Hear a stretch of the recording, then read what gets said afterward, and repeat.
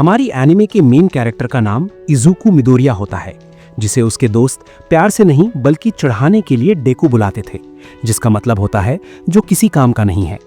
ये कहानी एक ऐसी दुनिया की है जहां मैजिक जैसी पावर्स होती हैं जिन्हें क्वर्क कहा जाता है। ये पावर्स लगभग हर किसी के पास होती हैं और बहुत ज़रूरी मानी जाती हैं, लेकिन इजुकु के पास कोई भी क्वर्क नहीं होता। फिर भी उसका सपना होता है कि वो अपनी दुनिया के सबसे बड़े हीरो ऑल माइट की तरह बने, जो चाहे कितना भी बड़ा खतरा क्यों ना हो हमेशा मुस्कुराते हुए दुनिया को बचाता है और लोगों को उम्मीद देता है। कहानी की शुरुआत में हम छोटे डेकू को देखते हैं जो एक बच्चे को कुछ दूसरे बच्चों से बचा रहा होता है, जिनमें से एक बाकुगो भी होता है। डेकू और बाकुगो बचपन से दोस्त तो नहीं थे, लेकिन एक दूसरे को जानते थे। डेकू उस बच्चे को बचा तो लेता है, लेकिन खुद बहुत बुरी तरह पिट जाता है क्योंकि उसके पास कोई क्वर्क नहीं होता। उनकी दुनिया में एक दिन अचानक एक बच्चा ट्यूबलाइट की तरह चमकने लगता है और धीरे धीरे पूरी दुनिया के लोगों में सुपर पावर्स आने लगती हैं। जब किसी के पास सुपर पावर आती है तो वो या तो हीरो बन जाता है अच्छे काम करने के लिए, या फिर विलन बन जाता है हीरो से लड़ने के लिए। डेकू के पास कोई क्वर्क नहीं होता, फिर भी उसका सपना हीरो बनने का होता है। ये सपना उसके फेवरेट हीरो ऑल माइट की वजह से आता है। वो बचपन से ही किसी भी तरह ऑल माइट जैसा बनना चाहता था, लेकिन उसकी दुनिया उस दिन बदल जाती है जब उसे पता चलता है कि उसके अंदर कोई भी क्वर्क नहीं है, मतलब उसके पास कोई सुपर पावर नहीं है। इससे उसका दिल टूट जाता है। फिर भी वो अपने फेवरेट हीरो की तरह मुस्कुराता है और अपनी मम्मी से सिर्फ एक बात पूछता है, क्या वो अब भी हीरो बन सकता है? उसकी मम्मी उसे पकड़कर रोने लगती हैं और उसे वो जवाब नहीं देती जो वो सुनना चाहता था। लेकिन इतना सब होने के बाद भी डेकू हार नहीं मानता और अपने सपने के साथ आगे बढ़ता रहता है। डेकू बचपन से ही हीरोज और विलन्स की इंफॉर्मेशन अपनी नोटबुक में लिखता रहता था और अगला हीरो बनने की तैयारी करता रहता था। अपने इसी सपने को पूरा करने के लिए उसे किसी हीरो स्कूल में जाना था। डेकू का सपना था कि वो अपनी कंट्री के सबसे बड़े hero school UA high school में जाए, जहां दुनिया के टॉप हीरोज जैसे ऑल माइट, एंडेवर और बेस्ट जीनस ने पढ़ाई की थी। जो भी हीरो बनना चाहता था उसका सपना यूए हाई में जाने का ही होता था। लेकिन जब क्लास के बच्चों को पता चलता है कि डेकू भी यूए हाई में जाना चाहता है तो सब उसका मजाक उड़ाने लगते हैं। तभी कात्सुकी बाकुगो गुस्से में आकर उस पर अटैक कर देता है और कहता है, ध्यान से सुनो लूजर, तुमने सोचा भी कैसे कि तुम उस स्कूल में जाकर अप्लाई कर सकते हो जहां मैं जाने वाला हूं? क्या तुम खुद को मेरे बराबर समझते हो? डेकू डरते हुए कहता है कि वो उससे कम्पीट नहीं कर रहा, लेकिन बाकुगो उसे याद दिलाता है कि उसके पास कोई क्वर्क नहीं है और बिना क्वर्क के यूए हाई में जाकर हीरो बनना लगभग नामुमकिन है। स्कूल खत्म होने के बाद भी बाकुगो उसे परेशान करता है और उसकी नोटबुक को अपने एक्सप्लोजन क्वर्क से उड़ा देता है। फिर उसका मजाक उड़ाते हुए कहता है कि अगर उसे हीरो बनना है तो किसी ऊंची बिल्डिंग से कूद जाए, शायद अगले जन्म में उसे कोई क्वर्क मिल जाए। डेकू बेचारा कुछ नहीं कर पाता क्योंकि वो जानता है कि अगर वो बाकुगो से लड़ने की कोशिश करेगा तो बहुत पिटेगा, इसलिए वो उदास होकर घर लौटने लगता है। फिर भी वो हार नहीं मानता क्योंकि वो ऑल माइट का फैन है और ऑल माइट की तरह हमेशा मुस्कुराते रहना चाहता है, चाहे कितनी भी मुश्किल क्यों ना हो। वो मुस्कुराते हुए घर जा ही रहा होता है कि अचानक पीछे से एक मड क्वर्क वाला विलन आकर उसे पकड़ लेता है और उसकी बॉडी पर कब्जा करने की कोशिश करता है। वो मड विलन डेकू को मारकर उसकी बॉडी लेना चाहता था और डेकू ठीक से सांस भी नहीं ले पा रहा होता। उसे समझ नहीं आता कि वो क्या करे और उसे लगने लगता है कि क्या उसका सपना यहीं खत्म हो जाएगा, क्या वो कभी हीरो नहीं बन पाएगा और क्या वो अपने favourite hero all might say कभी नहीं मिल पाएगा। तभी अचानक उसे एक आवाज सुनाई देती है, चिंता मत करो बच्चे, क्योंकि मैं आ गया हूँ। ये सुनते ही मड विलन डर जाता है क्योंकि डेकू को बचाने जो आता है वो उसका फेवरेट हीरो और दुनिया का सबसे ताकतवर हीरो ऑल माइट होता है। पता नहीं ऑल माइट वहां कैसे पहुंच जाता है, लेकिन वो एक ही पंच में उस मड मॉन्स्टर को हरा देता है और डेकू को बचा लेता है, जो बेहोश हो चुका होता है। जब डेकू को होश आता है और वो अपने सामने अपने रोल मॉडल को देखता है तो उसे यकीन ही नहीं होता। ऑल माइट उससे पूछता है कि वो ठीक है या नहीं और मजाक में कहता है कि वो रात के खाने के लिए पालक ढूंढ रहा था, लेकिन उसे याद आया कि गर्मियों में पालक नहीं मिलता। फिर ऑल माइट बताता है कि उसने विलन को पकड़ लिया है और अब डेकू बिल्कुल सेफ है। ये सुनते ही डेकू तुरंत अपनी कॉपी निकालकर ऑल माइट से ऑटोग्राफ लेने लगता है, लेकिन ऑल माइट तो पहले ही ऑटोग्राफ दे चुका होता है। फिर ऑल माइट वहां से उड़कर जाने लगता है, लेकिन डेकू एक पागल फैन की तरह उसे पकड़ लेता है और उसके साथ हवा में लटक जाता है। ऑल माइट उसे कहता है कि उसे अपने फैंस पसंद है, लेकिन इतना भी नहीं, और उसे छोड़ने को कहता है। डेकू कहता है कि अगर वो छोड़ देगा तो नीचे गिरकर मर जाएगा। तब ऑल माइट उसे एक बिल्डिंग की छत पर ले आता है। डेकू की हालत बहुत खराब हो चुकी होती है और ऑल माइट उसे समझाता है कि ऐसा करना सही नहीं था और अब वो जाने वाला है। तभी डेकू उसे रोककर एक सवाल पूछता है, क्या वो भी उसकी तरह हीरो बन सकता है? जबकि उसके पास कोई क्वर्क नहीं है। ये सुनकर ऑल माइट थोड़ा चौंक जाता है, लेकिन तभी अचानक उसके शरीर में बदलाव होने लगता है और वो कमजोर सा दिखने लगता है। डेकू हैरान होकर पूछता है कि वो अचानक ऐसा कैसे हो गया। तब ऑल माइट बताता है कि वही उसका असली रूप है। इसी बीच हमें पता चलता है कि जिस मड विलन को ऑल माइट ने हराकर बॉटल में बंद किया था, वो बॉटल गिर गई थी जब डेकू उसे पकड़कर लटक गया था। तभी वहां कात्सुकी बाकुगो आ जाता है और बात करते करते उस बॉटल को लात मार देता है, जिससे मड विलन बाहर निकल आता है। उसे देखकर सब लोग डर जाते हैं। जैसे डेकू ऑल माइट को देखकर डर और हैरानी में था, वैसे ही ऑल माइट उसे अपनी सच्चाई बताता है। वो कहता है कि जो वो बताने वाला है उसे किसी को ना बताए। 5 साल पहले वो एक बहुत खतरनाक विलन से लड़ा था। उसने विलन को हरा तो दिया, लेकिन उस लड़ाई में उसने अपने आधे फेफड़े और पूरा लिवर खो दिया। किसी तरह सर्जरी से वो बच गया, लेकिन अब उसकी असली हालत बहुत कमजोर है। वो अपनी पावर का इस्तेमाल करके खुद को बड़ा और ताकतवर दिखाता है ताकि लोगों के दिल में हिम्मत बनी रहे और विलेंस उससे डरते रहें। असल में वो सिर्फ दिन में लगभग 3 घंटे ही अपने हीरो वाले फॉर्म में रह सकता है। डेकू को यकीन ही नहीं होता कि दुनिया का सबसे ताकतवर हीरो ऑल माइट असल में इतना कमजोर हो चुका है। ऑल माइट उसे समझाता है कि हीरो का काम बहुत खतरनाक होता है, इसलिए वो उसे झूठी उम्मीद नहीं दे सकता, और अगर उसके पास कोई क्वर्क नहीं है तो उसे हीरो बनने की कोशिश नहीं करनी चाहिए। इतना कहकर ऑल माइट वहां से चला जाता है और डेकू का दिल पूरी तरह टूट जाता है, क्योंकि अब उसके रोल मॉडल ने भी कह दिया था कि वो हीरो नहीं बन सकता। तभी अचानक एक बड़ा धमाका होता है और जब ऑल माइट वापस वहां पहुंचता है तो वो उसी मड मॉन्स्टर को देख लेता है और समझ जाता है कि जब डेकू उससे लटका था तभी बॉटल गिर गई होगी और विलेन बाहर आ गया होगा। अब ऑल माइट का 3 घंटे वाला टाइम भी खत्म हो चुका होता है, इसलिए वो अपने सुपर फॉर्म में नहीं जा सकता। इस बार मड मॉन्स्टर ने कात्सुकी बाकुगो को पकड़ लिया होता है और उसकी बॉडी पर कब्जा करने की कोशिश कर रहा होता है, लेकिन बाकुगो जिद्दी और ताकतवर होता है और अपने एक्सप्लोजन क्वर्क की वजह से कुछ टाइम तक लड़ता रहता है। बहुत सारे हीरोज उस मड विलन को रोकने की कोशिश कर रहे होते हैं, लेकिन वो बहुत ज्यादा ताकतवर होता है और कोई भी उसे रोक नहीं पाता।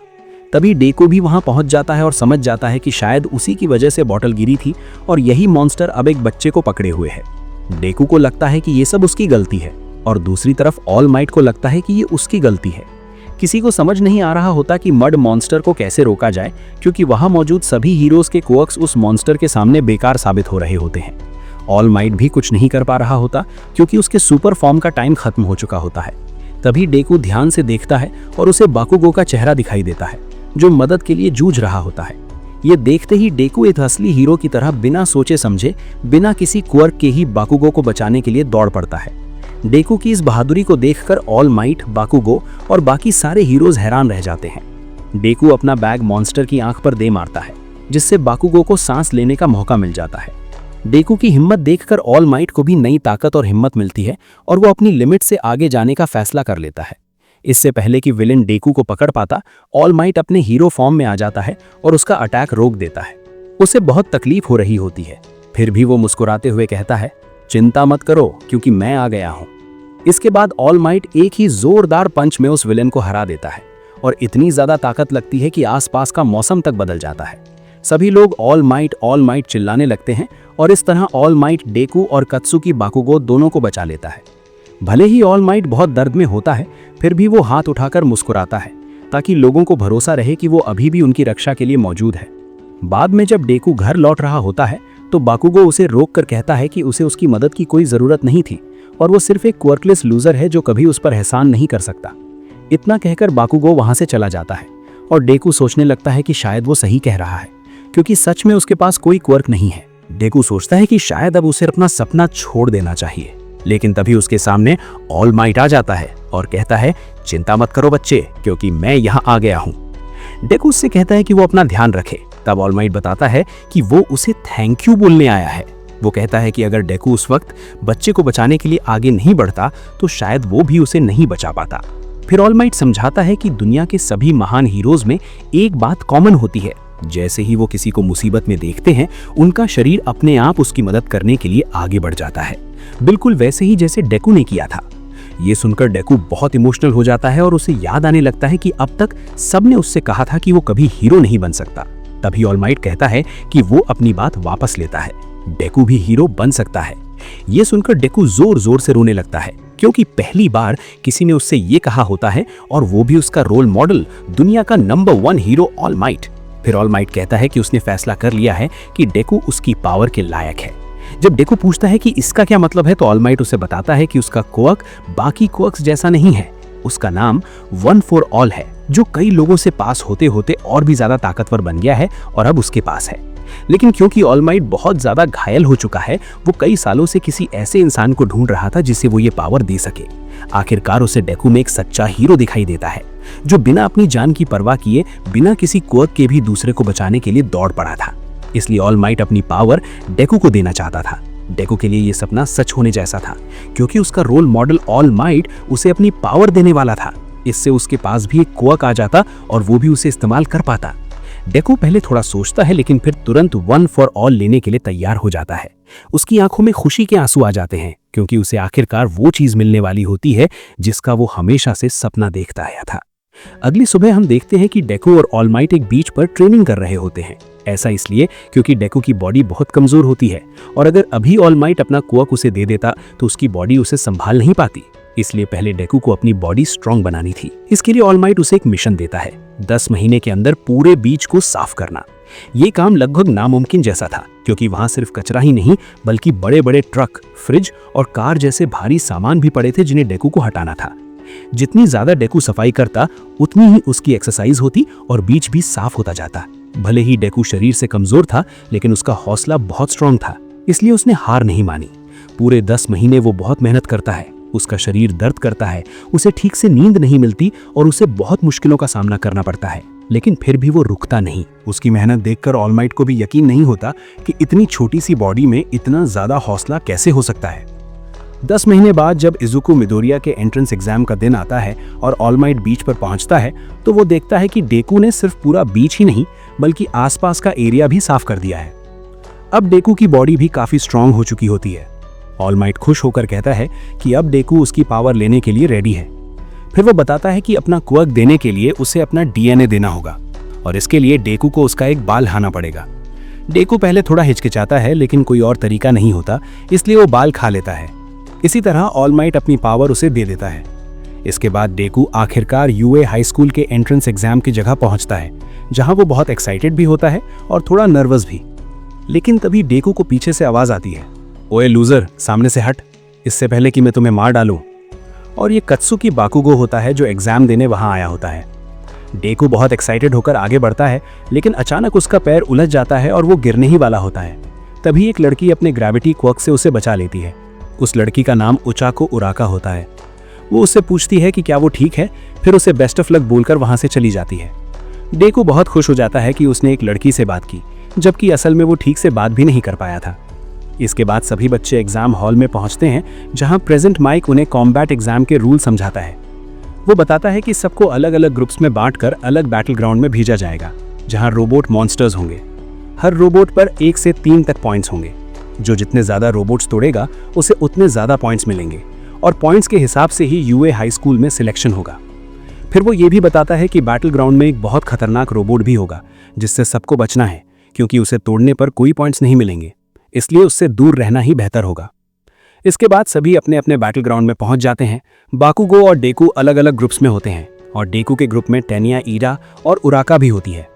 लेकिन डेकू को अभी तक समझ नहीं आ रहा होता कि वो ऑल माइट की दी हुई पावर को कैसे यूज करे।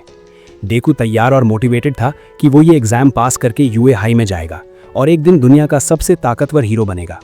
लेकिन बेचारे डेकू को पता ही नहीं चलता कि एग्जाम कब शुरू हो जाता है और उससे पहले ही बाकी सारे स्टूडेंट्स बैटल ग्राउंड में घुसकर रोबोट्स तोड़कर पॉइंट्स कमाने लगते हैं। तभी डेकू के सामने एक 1 पॉइंट वाला रोबोट आ जाता है, लेकिन डर के मारे उसके पैर कांपने लगते हैं, क्योंकि उसे ये भी नहीं पता होता कि वन फॉर ऑल को कैसे यूज करना है। ऑल माइट ने बस इतना बताया था कि वो कुछ टाइम बाद अपनी पावर यूज कर पाएगा, लेकिन कैसे करनी है ये नहीं बताया था। रोबोट उस पर अटैक करने ही वाला होता है, तभी सही टाइम पर युगा ओयामा आकर उस रोबोट को तोड़ देता है और डेकू से कहता है कि वो वापस लौट जाए, क्योंकि हर बार कोई उसे बचाने नहीं आएगा।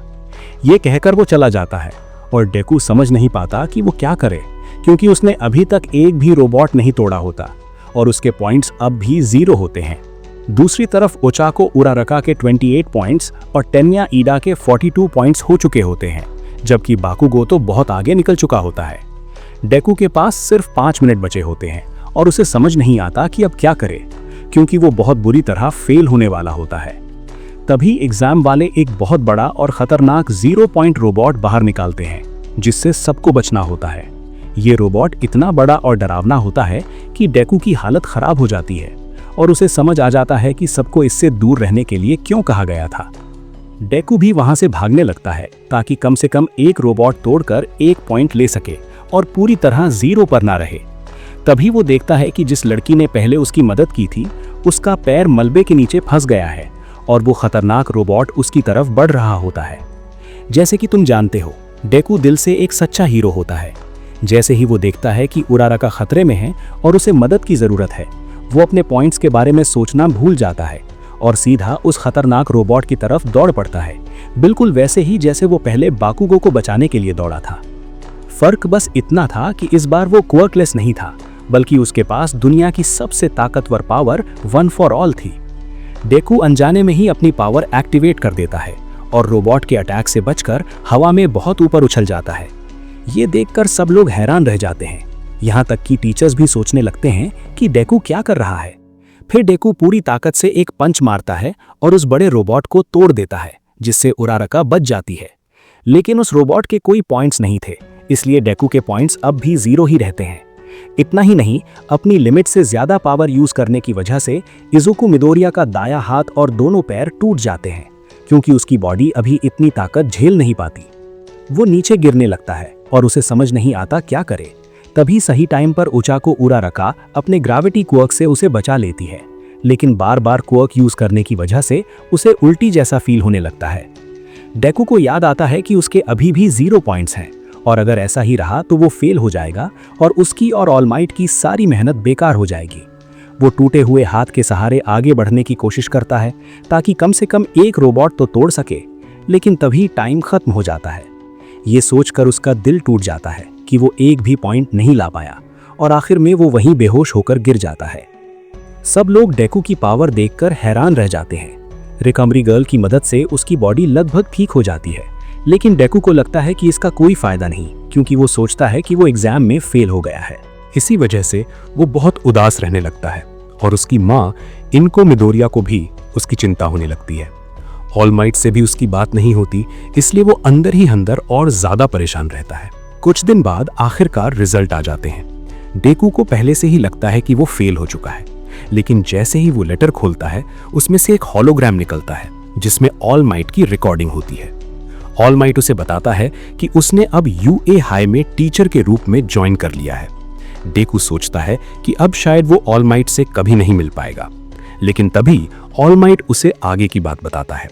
वो दिखाता है कि उराका ने अपने कुछ पॉइंट्स डेकू को दे दिए थे, जिसकी वजह से वो कॉम्बैट एग्जाम में पास हो गया। साथ ही डेकू की बहादुरी और दूसरों को बचाने की कोशिश देखकर टीचर्स और जजेस ने उसे एक्स्ट्रा पॉइंट्स भी दिए थे। इसी वजह से डेकू और उराका दोनों ही यूए हाई के एंट्रेंस एग्जाम में पास हो जाते हैं और उनका सिलेक्शन हो जाता है। डेकू को यकीन ही नहीं होता कि उसका सपना सच हो गया है। उसे उसका ड्रीम स्कूल मिल गया। यूए हाई स्कूल में उसका एडमिशन हो जाता है और उसकी खुशी का कोई ठिकाना नहीं रहता। अब उसके पास दुनिया की सबसे ताकतवर पावर वन फॉर ऑल भी होती है और उसका एडमिशन उसके सपनों के स्कूल में भी हो जाता है। लेकिन अगर कोई सोच रहा हो कि अब डेकू की जिंदगी आसान होने वाली है, तो ऐसा बिल्कुल नहीं है, क्योंकि आगे जो होने वाला है वो डेकू के साथ साथ सबको चौंका देने वाला है। तो गाइज, यहीं पर हमारी इस मास्टरपीस एनिमे का पार्ट 1 खत्म होता है।